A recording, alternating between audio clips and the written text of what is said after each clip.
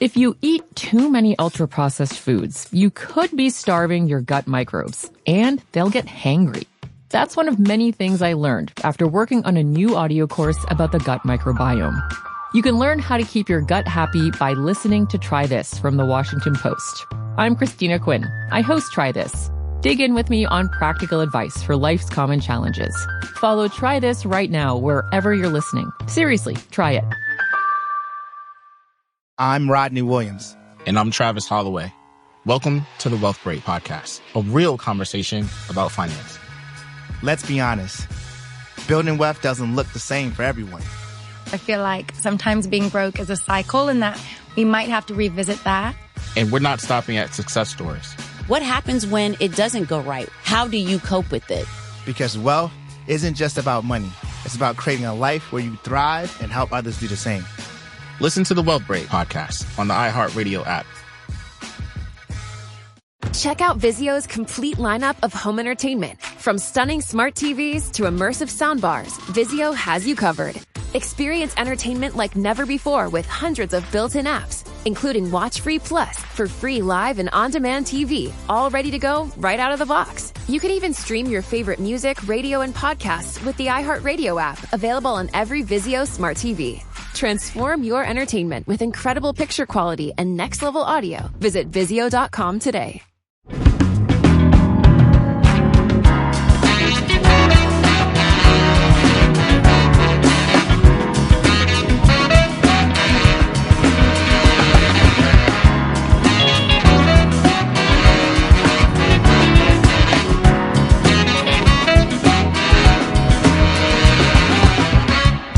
Thank God it's Friday. KFI. Later with Mo Kelly. We're live everywhere on YouTube and the iHeartRadio app. We have a full show tonight full of movies and fun.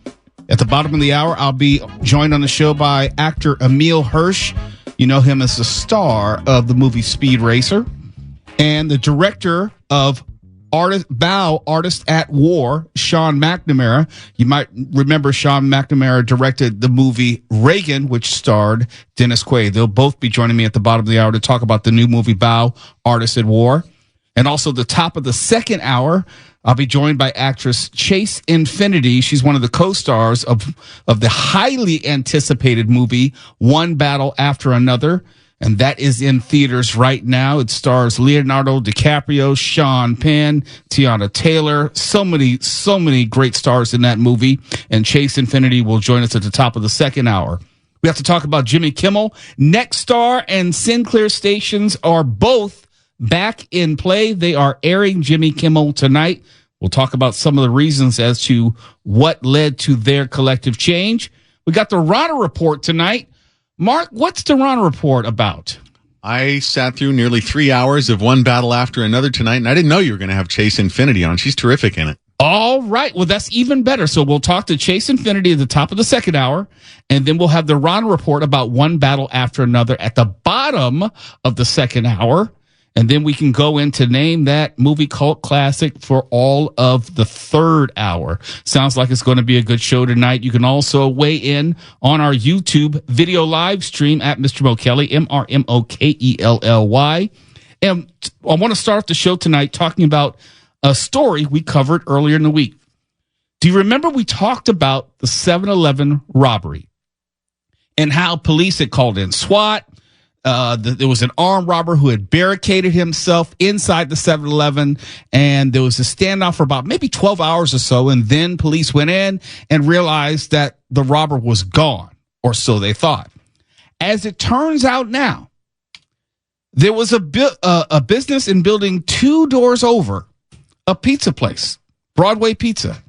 And it seems, long story short, that this guy went up in the ceiling into a shared storewell and storage area and hid out for about 12 hours. How the police did not happen upon him, I have no idea.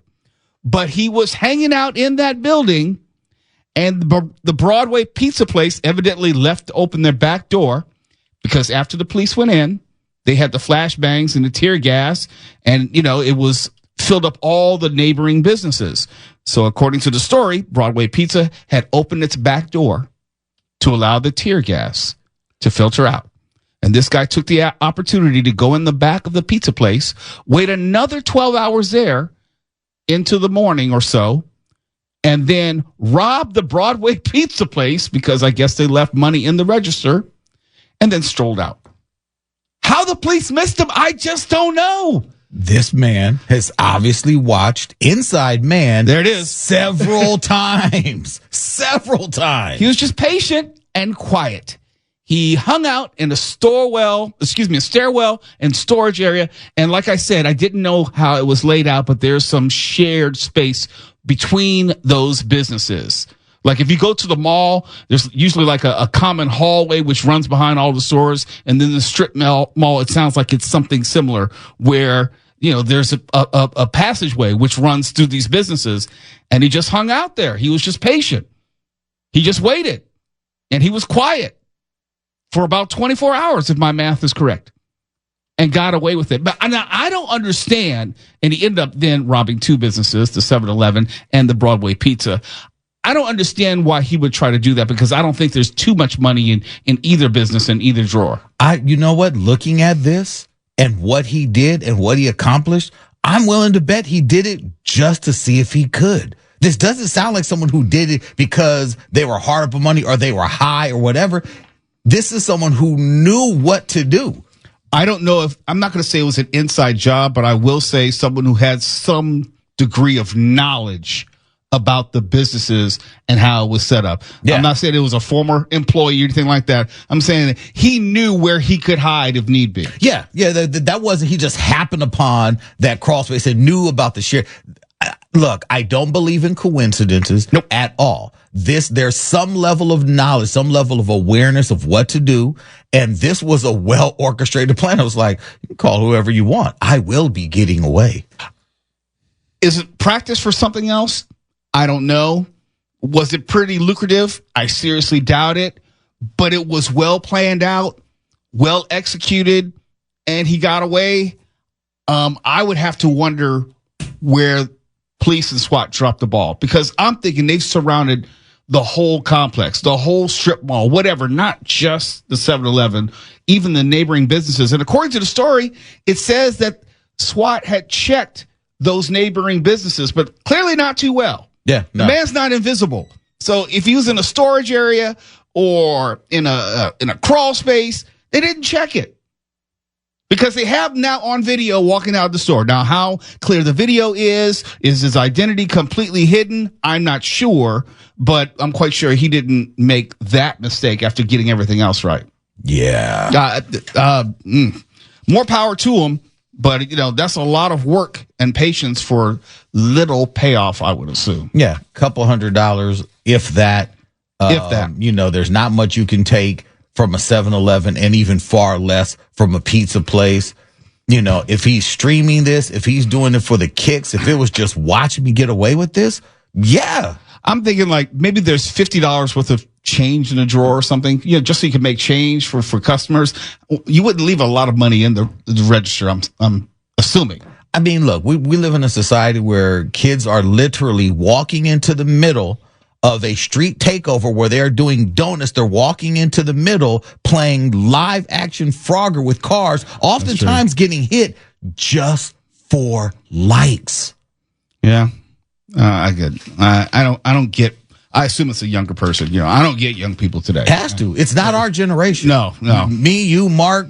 Look, Tony maybe, but I don't know. Look, if I'm going to rob a place, it's going to be a one and done. It's going to be one of those life-changing jobs. Yeah. It's going to be if I'm going to do this, I will not have to worry about anything for the foreseeable future, and that means it's got to be at least 7 figures. At least. So you're like in that Robert De Niro, Val Kilmer casino. I'm like the Italian Ocean's job. 11. Yeah, you're no small time. Yeah, if I'm going to do it, let's go all the way. And even if I get caught, it's club fed. Yeah. If you get caught armed robbery of 7-Eleven, that's state penitentiary. Yeah, but Mo, you know why kids rob a pizza place? Because it's there. They're hungry. For all the dough. How did I not see that coming? I already had a headache and you made it worse. You're welcome. Happy Friday. Don't laugh at that, Twala. That was hilarious. No, it was not. Tony, you got to get on that rim Tony, shot. Tony, no. Oh, man, that Tony was so like, no. good. Tony's like, What? The pun, it was rich and thick. Oh, man. You're a dad? Come on. Come on, There we Mo. go. There we Wow. go. That's more like the it. show was going so well. It was going so well. Wow, that was good. And then Mark Ronner had to say that, and Tony had to give him a rim shot, and Twala was offering fake laughter. No, that was a hearty guffaw. That was real. Anarchy. We have anarchy tonight. Let's talk about Waymo being set on fire. That'll make me feel a little bit better. If you eat too many ultra-processed foods, you could be starving your gut microbes, and they'll get hangry. That's one of many things I learned after working on a new audio course about the gut microbiome. You can learn how to keep your gut happy by listening to Try This from the Washington Post. I'm Christina Quinn. I host Try This. Dig in with me on practical advice for life's common challenges. Follow Try This right now wherever you're listening. Seriously, try it. Check out Vizio's complete lineup of home entertainment. From stunning smart TVs to immersive soundbars, Vizio has you covered. Experience entertainment like never before with hundreds of built-in apps, including Watch Free Plus for free live and on-demand TV, all ready to go right out of the box. You can even stream your favorite music, radio, and podcasts with the iHeartRadio app, available on every Vizio smart TV. Transform your entertainment with incredible picture quality and next-level audio. Visit Vizio.com today. I'm Rodney Williams. And I'm Travis Holloway. Welcome to the Wealth Break. Let's be honest. Building wealth doesn't look the same for everyone. It's not just about saving, it's about investing. It's about navigating systems that weren't built for you, embracing your hustle, and relying on your community to create something bigger. And that's exactly why we created the Wealth Break. We made something different, something more human. It's not just another financial podcast. It's a conversation about real life, real struggles, and real wins. We're here to talk about the journey. You're hearing from people who've broken barriers, found creative ways to succeed, and learned to build wealth on their terms. Whether it's the first-time homeowner, a gig worker, or someone turning a side hustle into a six-figure business, we're bringing you their stories. And we're not stopping at success stories. We're breaking down the realities, like what it means to take risk, how to navigate failure, and why resilience matters. Because wealth isn't about money. It's about creating a life where you can thrive and help others to do the same.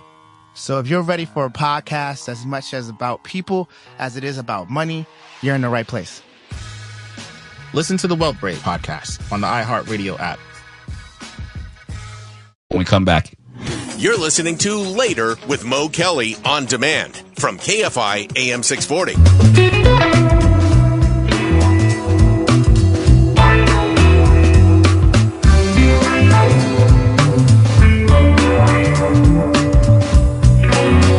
It's Later with Mo Kelly. We're live everywhere on YouTube and the iHeartRadio app. And I didn't have the traditional Waymo intro because this is not Waymo's fault. It's not about the failings of Waymo. It's more about the failings of society. And when Waymo had introduced itself, or the whole idea of autonomous vehicles was becoming more and more prevalent, I made the point, these cars are going to be a target. They're going to be vandalized. They're going to be messed with. They're going to be set on fire. And sure enough, here's another example of it. As a Waymo was set on fire from inside the car in Mar Vista early this morning.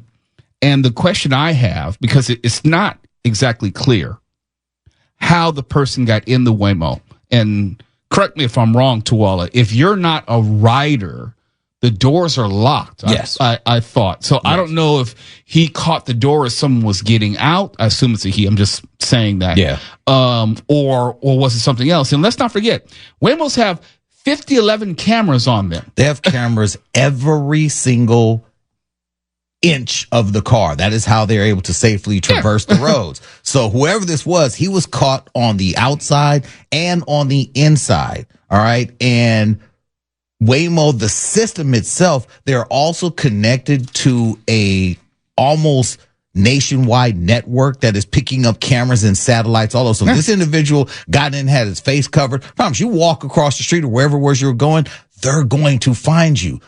From my understanding and everything I've researched, the time of which someone would get out the car, it does not necessarily allow a lot of time for someone else to get in. No. I.e. the story we read maybe 3-4 months ago where someone had gotten out the car and was unloading the trunk, and then before they could get the rest of their bags, the trunk locks and the car is gone.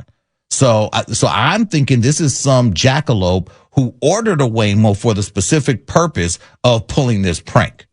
It happened in Mar Vista, and I know that area well. It's it's not a bad area, but it's bad adjacent. Like one street this way, one street that way, it get kind of sketchy. So that doesn't surprise me. And I said before, if you're in the Culver City area in Mar Vista, neighbors, Culver City, you see Waymos everywhere. The West Side, Mar Vista, Culver City, Santa Monica, even now in Inglewood, you will see Waymos absolutely everywhere. My question is this going to be a one-time thing, or is this going to be a regular occurrence where these vehicles are going to be vandalized? This is probably, look, there aren't that many people who've got it in for Waymo. If this kid did. Well, I do. I just wouldn't harm him. He may be, a Uber driver who's aware that Uber's about to be out of business. But again, that has nothing to do with Waymo. The company that's taking over self-driving technology with Uber, that's not Waymo. That's not a Waymo But you're trying to make sense out of nonsense. Yeah, I know. But I'm saying I doubt this is going to be something that we see often enough, because I believe that the technology itself will start to upgrade security measures, that if you pull something like this, that may be the last thing you do in life, because if the cars then start locking once you try to vandalize, well, that's your ass. Then there's a question of, if it starts to lock, wouldn't you vandalize? Do you put possibly a rider in jeopardy if there's someone in the car? If you try to vandalize the car and then the car locks down, and someone else is in it. If it would be really tough for you. If I'm in a Waymo, I'm saying you could break the window. I don't think it's like glass. But if you break the window with it, I'm getting out through the broken window. It's if you get in the car while I'm in the car, you best have hands on you, because I'm gonna put paws on you. So I don't know. There's a lot of what ifs that could go into this. I hope not. But again, we've got at least 4 other companies right now actively getting ready to launch. I know Elon's got hit, and they've actually worked out a lot of the kinks with the Tesla robo-taxis that have been in Vegas and in Arizona. They've been working day and night to get the kinks out there, so they're trying to now expand that. The other company I can't remember the name of them. I think Cruise went out of business. No, Cruise is out of business, but there's another company that has been testing and is actively working to get a nationwide support and push. So it's one of those. That's why I said I don't think this is going to be the norm, because there's going to be too many cars out there from different companies. Well, the norm is always people push back against progress. People push back against the idea of technology possibly taking jobs. And we talk about this all the time. The eventuality is, yes, Waymo and self-driving technology is going to end cab drivers as we know them. It's going to end truck drivers as we know them. Oh my God. I don't know how I forgot this. I was on the freeway. I was on the 118. A truck was behind me, a semi truck, all digital, all fancy. There was no driver in the driver's seat. There was a guy in the passenger seat, and it looked like he had a clip bar. I was like, oh my God, there's a truck behind me with no driver. Well, look, we know that the Waymo has the little minivans now, and it's only a matter of time before they start doing freeway driving. It's probably the same technology. It's just a bigger vehicle. It was a semi. It had a large load. I don't know if there's anything in it. I just know this was a semi truck. There was no one in the driver's seat. There's a guy in the passenger seat. Looked like he was looking over at the passenger. Looked like he was taking notes or whatever. But I'm like, is this the test pilot? Most amazing thing I'd ever seen. And it kept getting close to my car, and I'm like, oh my God, I'm about to die. Well, but it didn't. No, this is the future. As I'm saying, anything that required a driver today probably will not have a driver tomorrow, as in 5 years from now. This is just the eventuality. This is the likelihood, and society is going to push back because people will be losing jobs along the way. I'm not rooting for it. I'm just saying, if you're a student of history, you understand how a lot of this goes. People have pushed back against technology since there's been technology, but now it's moving at such an accelerated rate. People may not be ready for the amount of changes. You know, we're still getting used to the idea of rideshare and Uber, Lyft, what have you, much less a rideshare with no driver at all. You know, this world is changing very, very, very quickly.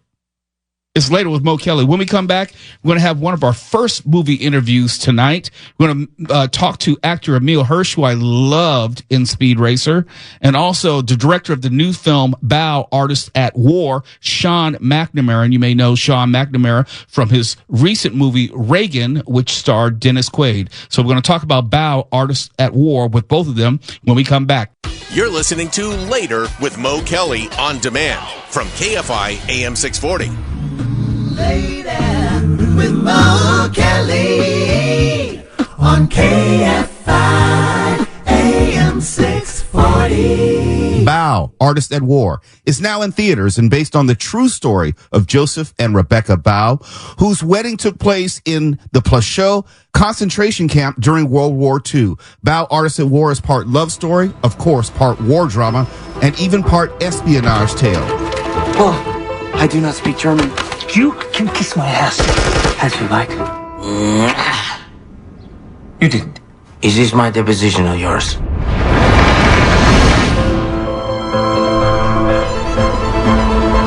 Name? Joseph Bow.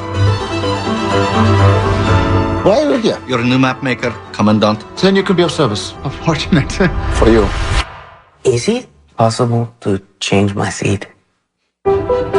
How does this work? I'm waiting for the sunshine. Looks like you might have a problem. Maybe you can be my sunshine.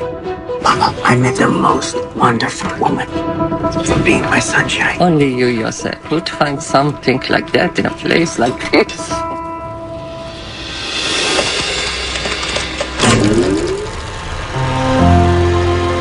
I see you. You take care of everybody.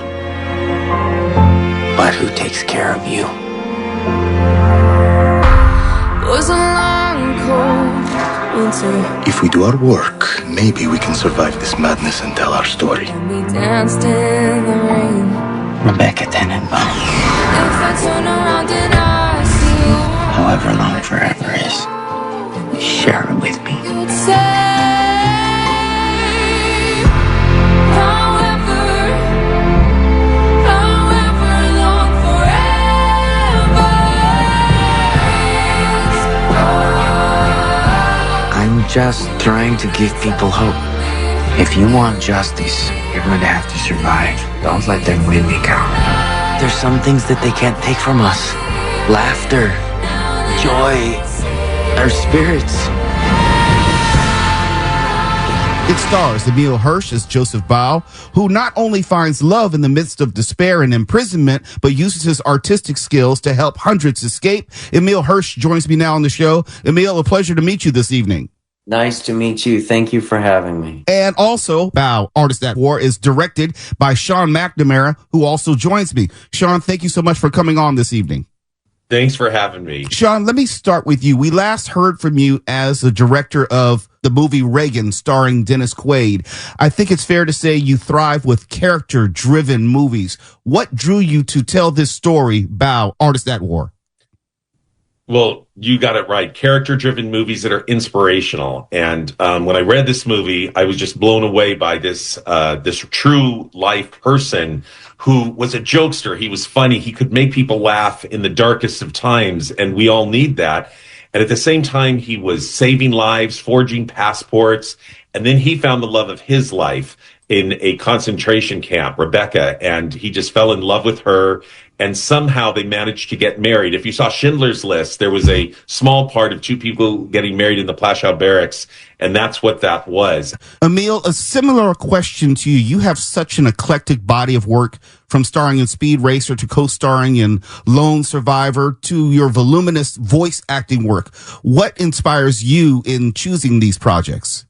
I think characters that I think are challenging, and in the case of Joseph Bow and Bow, Artist at War, playing a character that has qualities that I just truly admire, looking at the world like the glass is half full and not half empty. I think that having that kind of hope and courage and resilience and able to deal with the darkest of times with love and light and laughter.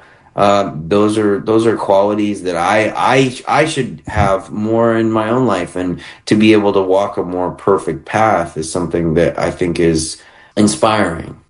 Sean, take me into Bow, Artist at War. Its subtagline that it's the greatest love story of the 20th century.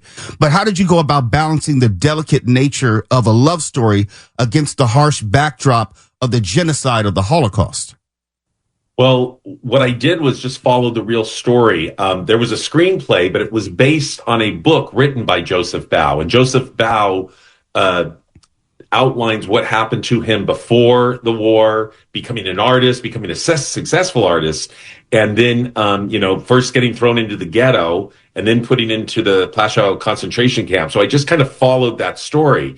What made me want to do it was the humor of it. He was a humorous guy. He was a person who could make you laugh. And we all need friends like that. When you're feeling down and you're feeling bad and somebody just cracks a joke that's totally inappropriate, but it makes you smile, it makes you laugh. And I think that releases endorphins in you. And I'm about making movies that make you feel something.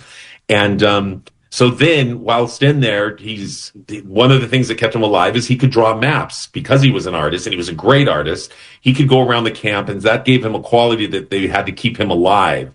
So he meets outside the love of his life, Rebecca Bow, and his pickup line was, "Would you be my sunshine?" Because he needed the sun to dry his artwork.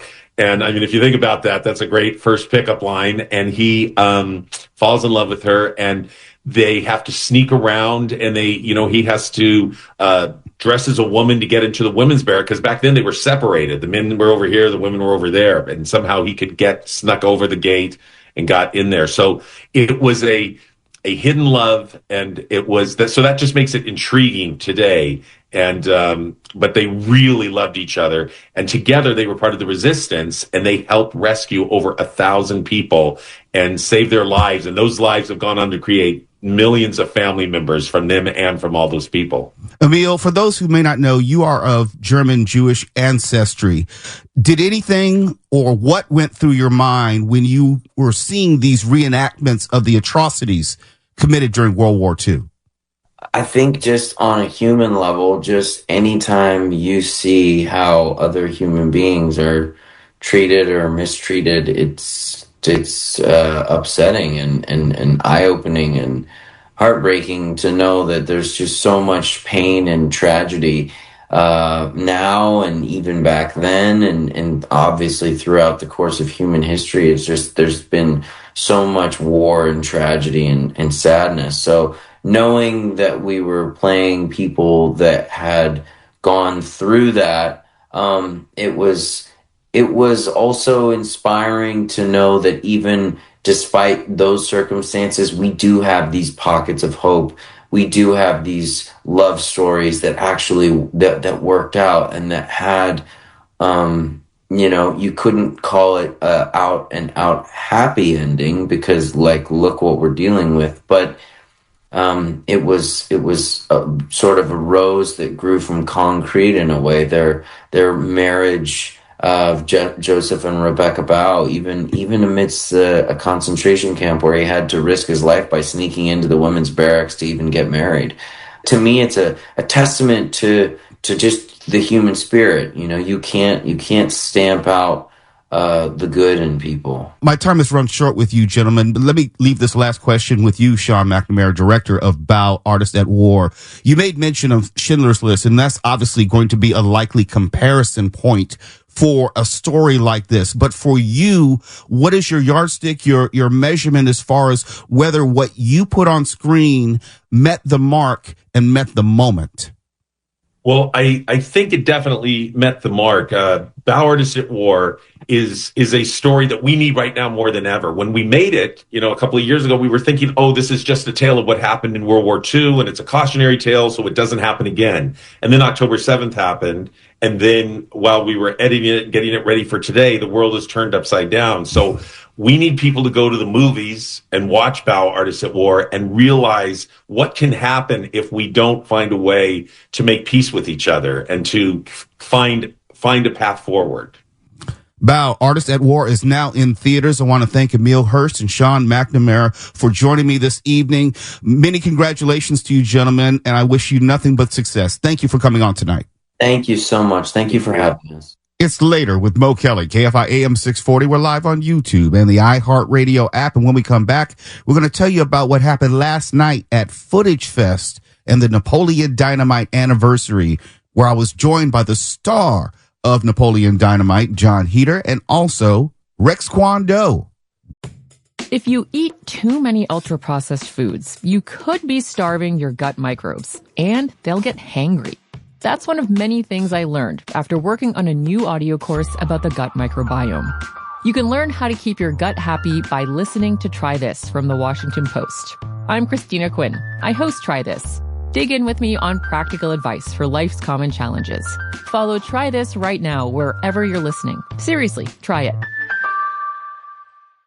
Check out Vizio's complete lineup of home entertainment. From stunning smart TVs to immersive soundbars, Vizio has you covered.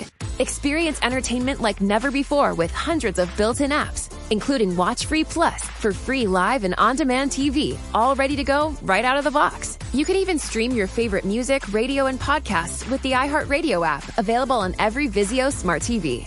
Transform your entertainment with incredible picture quality and next-level audio. Visit Vizio.com today. I'm Rodney Williams. And I'm Travis Holloway. Welcome to the Wealth Break. Let's be honest. Building wealth doesn't look the same for everyone. It's not just about saving, it's about investing. It's about navigating systems that weren't built for you, embracing your hustle, and relying on your community to create something bigger. And that's exactly why we created the Wealth Break. We made something different, something more human. It's not just another financial podcast. It's a conversation about real life, real struggles, and real wins. We're here to talk about the journey. You're hearing from people who've broken barriers, found creative ways to succeed, and learned to build wealth on their terms. Whether it's the first-time homeowner, a gig worker, or someone turning a side hustle into a six-figure business, we're bringing you their stories. And we're not stopping at success stories. We're breaking down the realities, like what it means to take risk, how to navigate failure, and why resilience matters. Because wealth isn't about money. It's about creating a life where you can thrive and help others to do the same.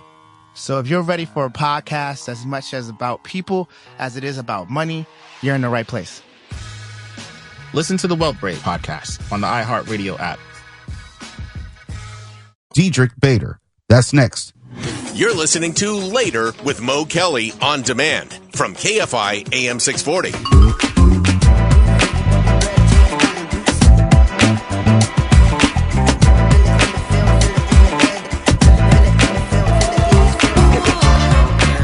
It's Later with Mo Kelly, live on YouTube and the iHeartRadio app. And when I say I have the best job in the world, it's not only being able to talk to you Monday through Friday from 7 to 10.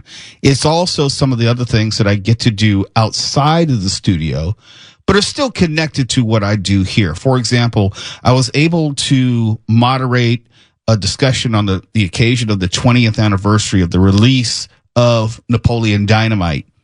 There was about maybe 150 people or so. We had Nick Poliokini come out, Tiffany Hobbs joined me, Tawala Sharp joined me, and we got to see the movie.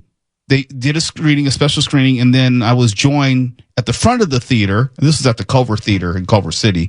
I was joined by John Heder, the star of the movie, who played, obviously, Napoleon Dynamite, and also Diedrich Bader, who played Rex Kwon Do.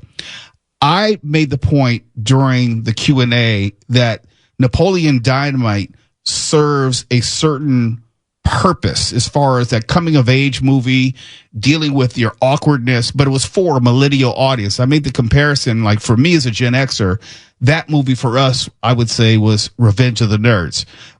But it was amazing just doing my research on the movie, how much of a phenomenon it was and how much was working against it in the unlikely event that the movie would ever come out, much less become a hit. It was made on like maybe $200,000. Another $200,000 was spent on marketing and promotion, and it ultimately made $46 million And nothing, you almost never see anything like that in Hollywood. So sitting down with Heder and also Bader, you get to really learn something about them as people, but also as actors and artists. And Diedrich Bader, if you haven't seen the movie, I recommend seeing it, because it was ahead of the curve in many ways. It even had an end credit scene back in 2005. This is before Iron Man. This is before the MCU. There's an end credit scene, which is about 5 minutes long. And Diedrich Bader, one of the stars of the movie, until last night, had never even seen it. He didn't know that it existed. And so he was watching it with us, seeing it, for him at least, for the very first time. I'm still getting audio and video from Nick Poliokiti. We'll be posting it at Mr. Mo Kelly on my various social media over the weekend. But here's just a little bit of what it sounded like when I got to speak to these gentlemen. There is this BYU connection. You went to BYU. The filmmakers went to BYU. You were just out of school, if I have this correct. How did this project come to your attention? I was still in school when we shot this, actually. So it all started really, it was 2001. I was in college then, and Jared Hess and I were kind of friends. We knew each other a little bit through classes. We were in a couple classes together, and he comes to me one day with a short script. It was just a 7-page script for his class assignment, and says, "John, why don't you read this? Tell me what you think." And I was like, before that happened, the few classes I had with him, I just knew this guy was funny, and I knew that he had It's a short clip, but we'll have more. But it was a really good evening, and it was one of those things where it's nice to be able to talk about movies, and then talk about movies with the people who are in the movies that you're always talking about. And if you're not familiar with John Heder, he was also in Blades of Glory, The Bench Warmers. He's done a lot of work, and he's someone who really never saw himself as a Hollywood person or a person who was going to be a movie star. He did this basically as a favor for a friend. And as I was told, he was paid like $1,000 for it. Diedrich Bader was paid $5,000 for his one-day shoot for Rex Kwon Do. And the whole movie shoot was 22 days long. And then the rest, they say, is history. But John Heder was not trying to be a movie star. In fact, he was a Mormon missionary in Japan, speaks fluent Japanese, and he thought that was going to be the direction of his life. But instead, this movie took on a life of its own. And, now we all celebrate that movie some 20 years later. I've seen it like 5 times, and each time I see it, I notice something different about it, and I appreciate it. It's a strange movie. It's so different, and you wouldn't think that it would ever have a chance at being an actual hit or a cult classic, which it is, but it is all that and more. So if you check out our social media this weekend, it's not up yet. We're still uploading it. You'll be able to see much, if not all, of the conversation I had with John Heder and also Diedrich Bader, talking about the magnificence of Napoleon Dynamite. And yes, we covered whether there will ever be a sequel and more. KFI AM 640, later with Mo Kelly. We're live everywhere on the iHeartRadio app. KFI and KOST HD2, Los Angeles, Orange County. More stimulating talk. If you eat too many ultra-processed foods, you could be starving your gut microbes, and they'll get hangry. That's one of many things I learned after working on a new audio course about the gut microbiome. You can learn how to keep your gut happy by listening to Try This from the Washington Post. I'm Christina Quinn. I host Try This. Dig in with me on practical advice for life's common challenges.